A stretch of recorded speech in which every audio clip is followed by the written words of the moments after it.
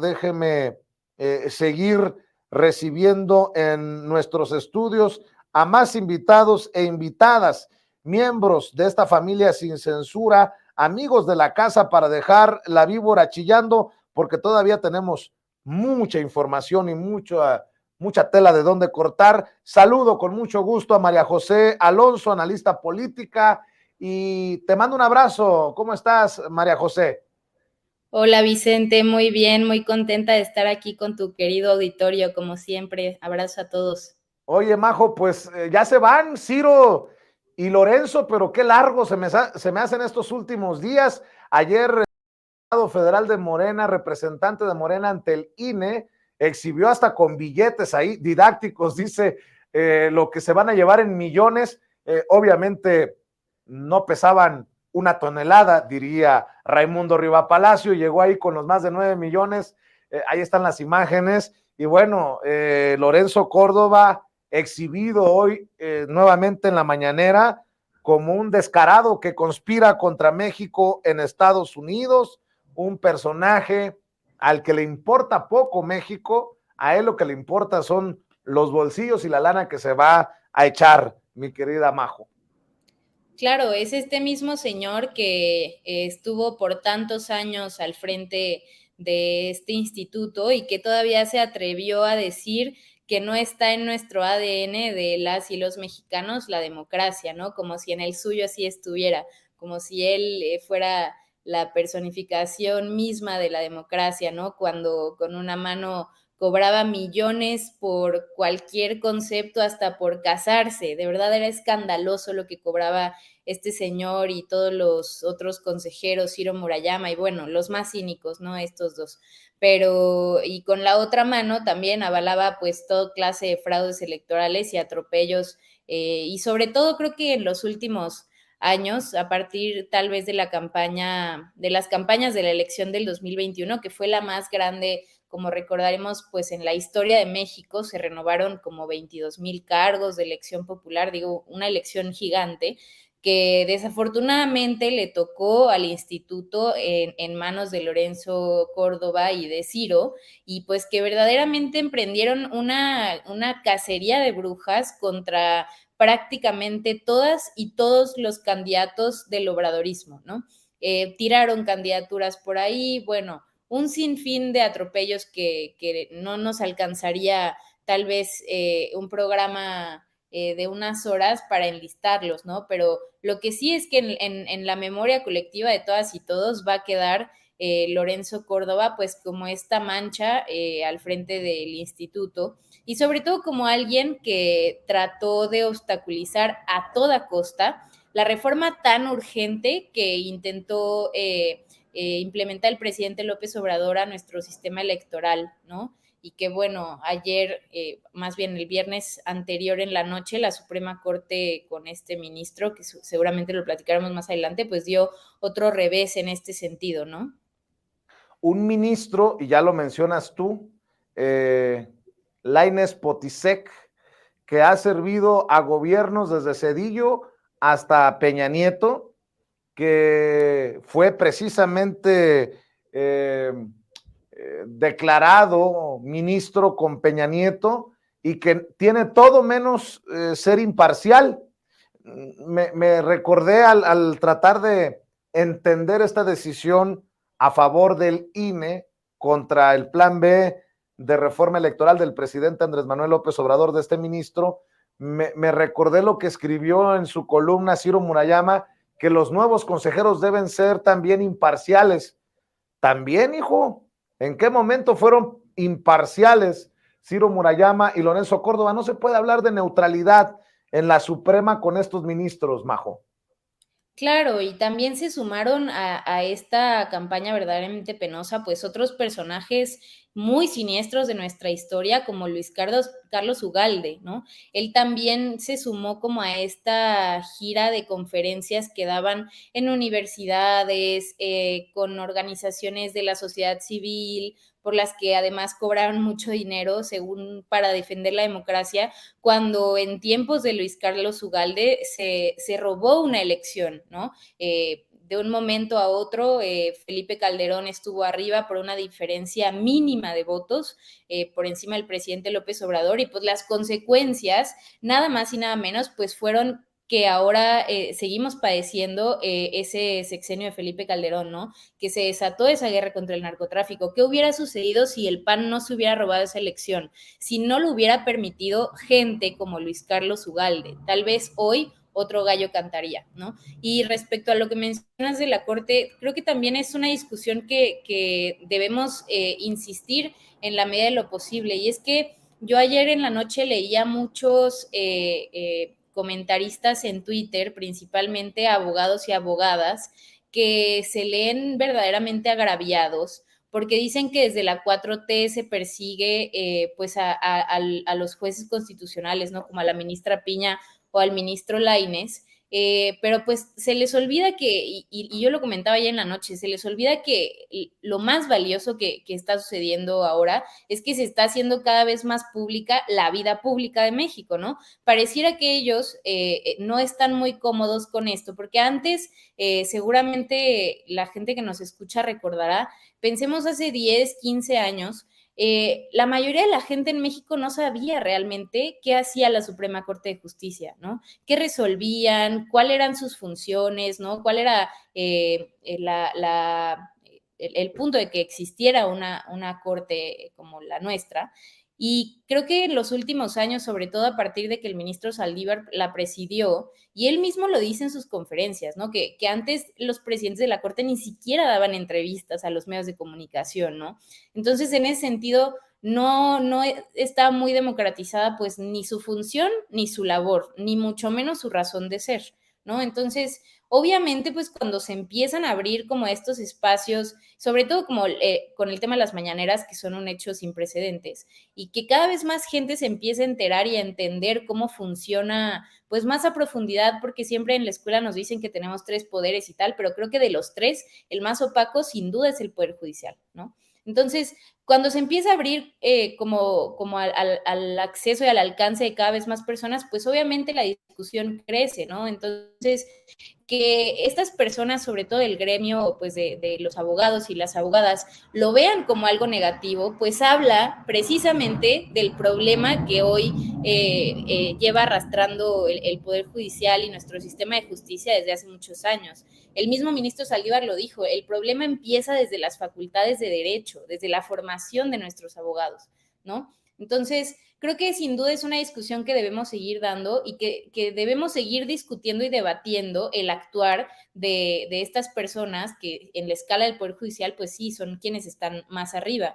Y sin duda, pues su trayectoria, como es el caso del ministro Lainez, pues no es menor, es relevantísima. Nos ayuda a entender decisiones como la que soltó el viernes en la noche, ¿no?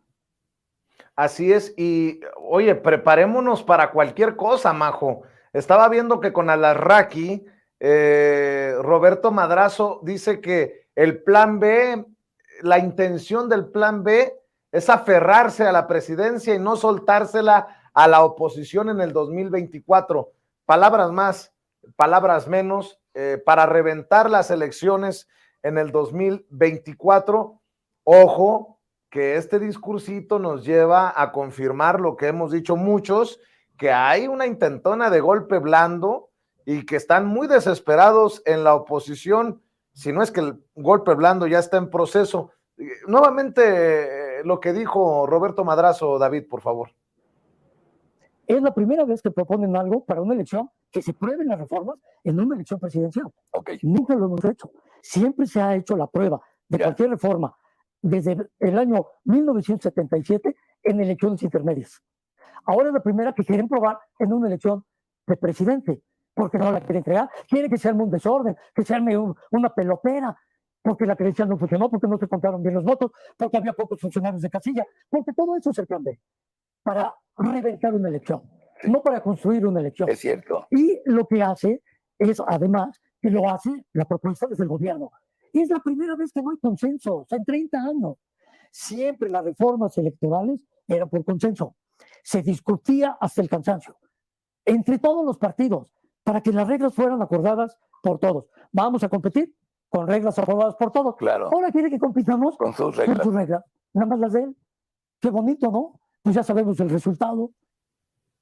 El que respeta las reglas, le dicen a Roberto Madrazo, que hasta en el maratón de Berlín hizo trampa, mi querida Majo, pero bueno, ¿en dónde lo están diciendo? En espacios en los que se miente una y otra vez, Majo Soberanis.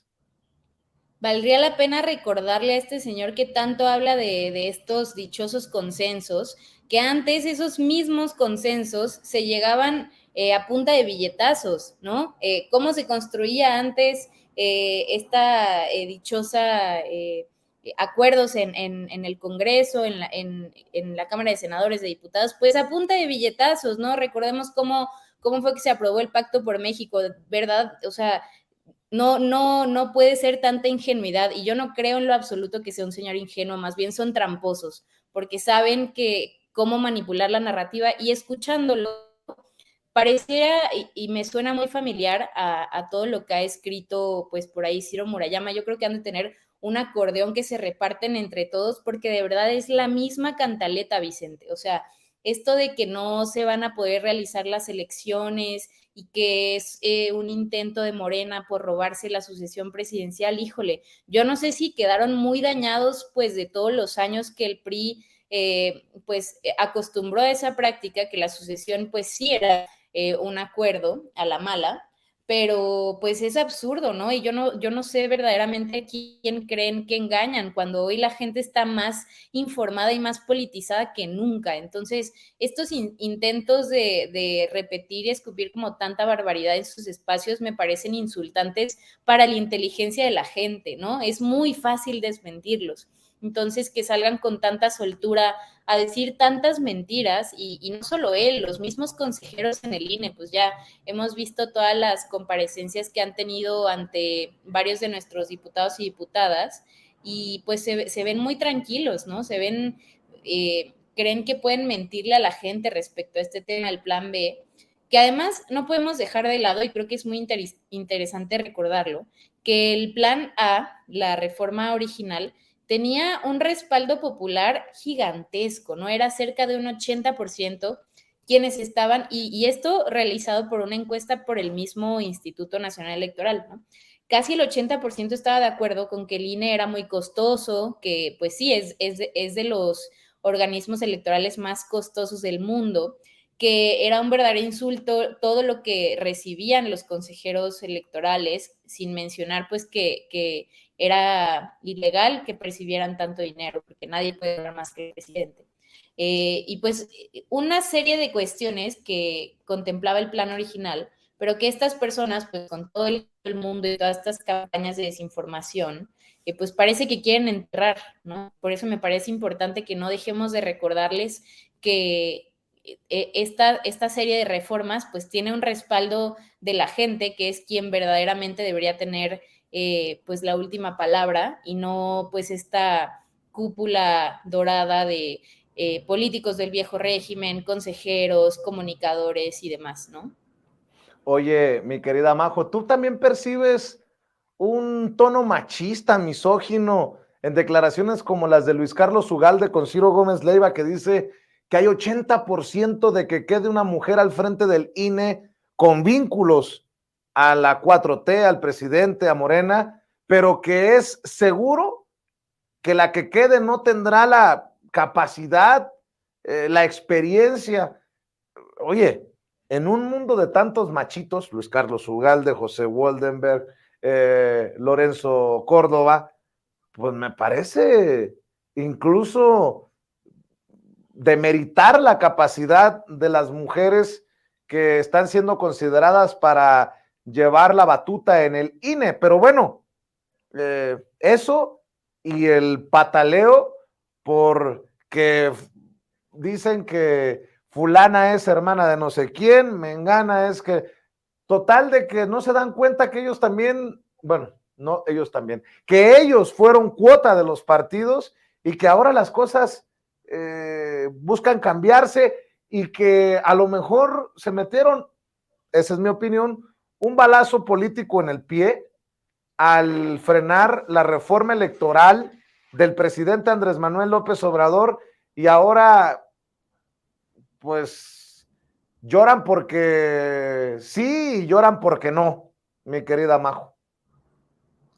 Claro, y me parece muy importante que lo menciones, Vicente, porque de nuevo, yo siempre regreso a esta última elección que tuvimos en 2021 porque de nuevo fue gigantesca y fue proporcional pues la cantidad de irregularidades que se vivieron y que ellos al frente del INE no persiguieron, ¿no? Y una de estas irregularidades que a ellos les pasó de noche fue precisamente la violencia política en razón de género. Y no solamente en la elección del 21, que sí se abrieron algunos procedimientos, a mi parecer no fueron lo suficientes, el INE pudo haber hecho mucho más, pero no solo eso, sino la violencia política que siguen viviendo muchas mujeres actualmente en México, ¿no? Y pareciera que pues los institutos locales y sobre todo el Instituto Nacional, pues parece que esto les pasa de noche y como ya decías tú, les preocupa mucho que hoy esté muy cerca una mujer de llegar, porque pues solamente hay que observar la composición del Consejo General del INE, ¿no? ¿Cuántas mujeres consejeras hay? Y hoy que está muy cerca de llegar una mujer, pues obviamente que esto les incomoda mucho.